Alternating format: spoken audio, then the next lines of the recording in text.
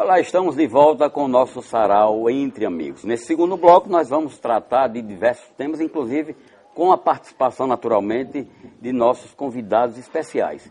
E o Francisco Alberto, o líder do governo na Assembleia, é o nosso convidado. Ele irá também dar uma palhinha, porque quem quiser que pense, apesar dele ter uma cara não muito simpática, mas tem um coração generoso, é um compositor de mão cheia, inclusive exponenciais da música sergipana, tem gravado e com sucesso os seus êxitos. Daqui a pouquinho ele também dará uma palhinha com seu violão. Se bem que ele não é cantor, é compositor e de mão cheia, mas irá cantar para nós aqui. Vamos à primeira participação, Nivaldo. Ficou a pergunta no ar, né? É verdade, deputado, o senhor pensa já se aposentar politicamente? O senhor está insatisfeito com a política? Quem pensa no futuro tem que pensar em tudo, inclusive em descansar. Né? Agora, a política para mim é tarefa, não é profissão. Eu sou operário, mas já com 35 anos de contribuição de previdência, aposentado pelo INSS. Isso eu sou, deputado eu estou.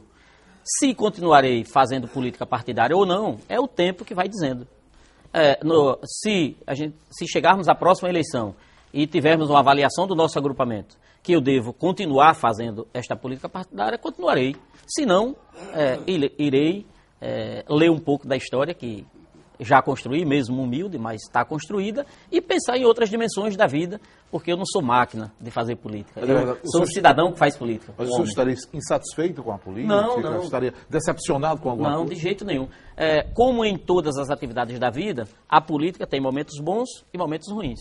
A política tem decepções e também traz alegrias. Mas isso não é só na política. Portanto, não se trata de decepção. É que a política é um tanto quanto diferente de outras dimensões da vida da gente. Você tem que analisar ela não só com o coração, mas também com a razão. Portanto, se continuarei sendo deputado ou não, é a conjuntura que vai dizer. E só na hora a gente pode responder com muito mais segurança essa sua pergunta. Bom, agora os convidados especiais. Sim, claro. Então, antes de convidar o primeiro, vamos falar dos nossos colaboradores, né? Naturalmente, Nivaldo. Nova Skin, Aribé Motos, Construtintas, Vange Produções, Sergipe Eventos, Sindifisco, Gleides Buffet e o TCE. E o nosso primeiro convidado a fazer a pergunta é o Aloísio, né? Que também, Aloísio Menezes. Que é radialista e é também aposentado, né? Aloísio, pois não. Inicialmente eu gostaria de parabenizar o deputado Francisco Alberto pela sua atuação como líder de governo. Missão que eu classifico espinhosa e até comparo liderança de governo como síndico de condomínio. É muita cobrança, é muita bronca. E o senhor, deputado, tem saído muito bem. Mas a minha primeira pergunta é o seguinte, eu vou fazer duas. A primeira é que em recente entrevista o senhor concedeu a uma emissora de rádio aqui, o senhor disse que o Joel do Sintese desafinava. Isso deixou muita gente preocupada. Eu gostaria de saber que sentido ele desafina. E a segunda pergunta é o seguinte. Como é que o senhor analisa a recente declaração publicada na imprensa essa semana do presidente do seu partido, Silvio Santos, que se insurgiu contra algumas candidaturas prematuras do Partido dos Trabalhadores a prefeito de Aracaju? O senhor não acha uma incoerência? Porque o PT sempre pregou democracia. Todo momento que algumas pessoas, alguns membros do seu partido, né, desejam, se lançam candidato a prefeito, é um ato normal. Quem vai decidir isso é a convenção. Mas como é que o senhor analisa essa entrevista, essa declaração do Silvio Santos? Era só isso, muito obrigado. Aloísio, quero cumprimentá-lo e dizer o seguinte. Eu disse realmente numa emissora de rádio que o dirigente do Sintese desafina e que eu não tenho culpa por isso. Mas foi dentro de um contexto. Ele havia feito uma entrevista noutra emissora de rádio, se reportando ao encontro que tivemos na casa da deputada Suzana com os deputados, e que lá inclusive eu cantei. Eu quero repetir aqui no seu programa.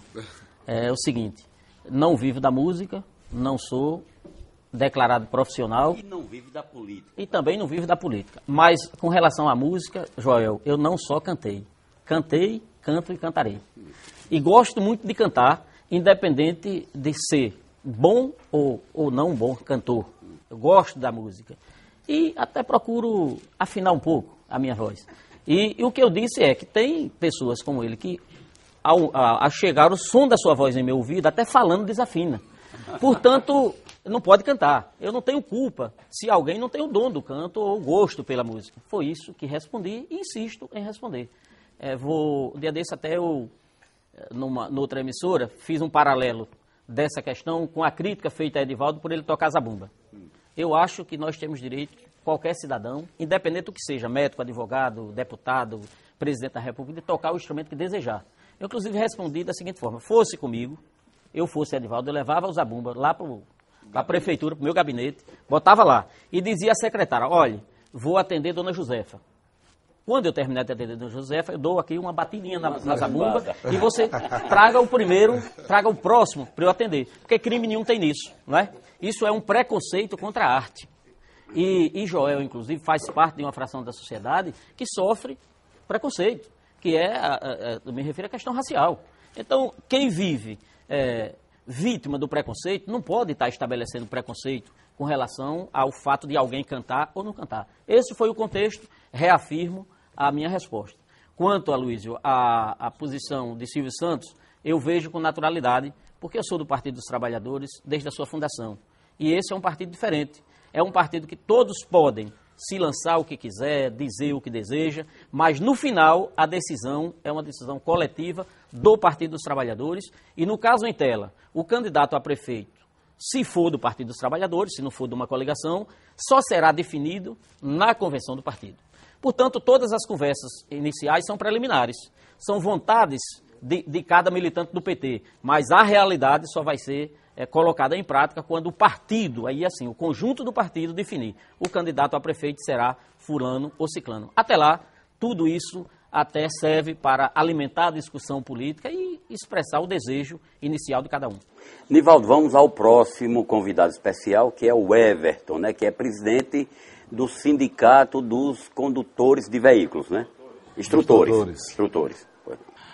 Deputado Francisco Alberto, quero lhe parabenizar pela sua atuação como líder do governo, mas ao mesmo lhe fazer uma pergunta.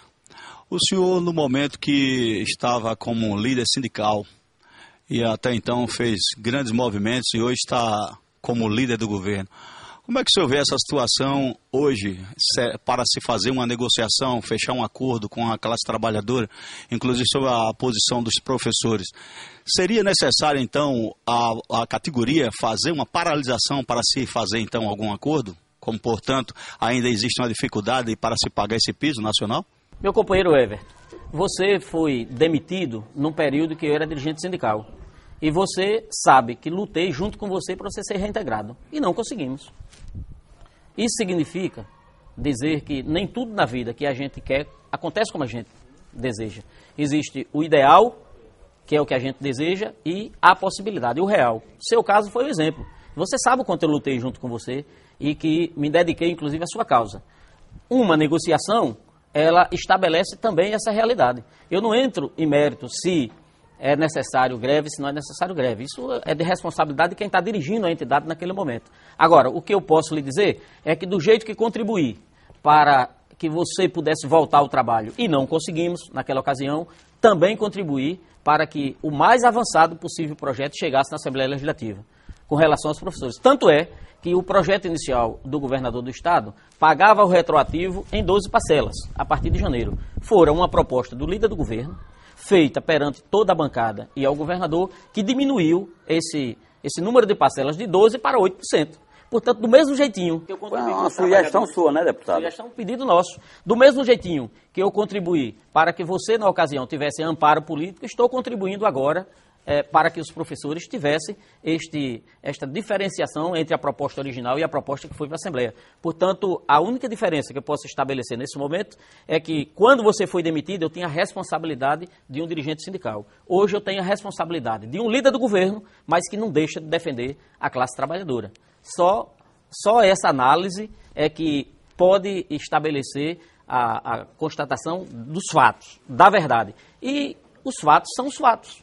Não adianta alguém querer negá-los, porque fato no argumento. Se negam é por pouco tempo, porque a história se impõe. Não é? Tem o próximo convidado especial para fazer pergunta, é o Jesus, que é servidor público federal.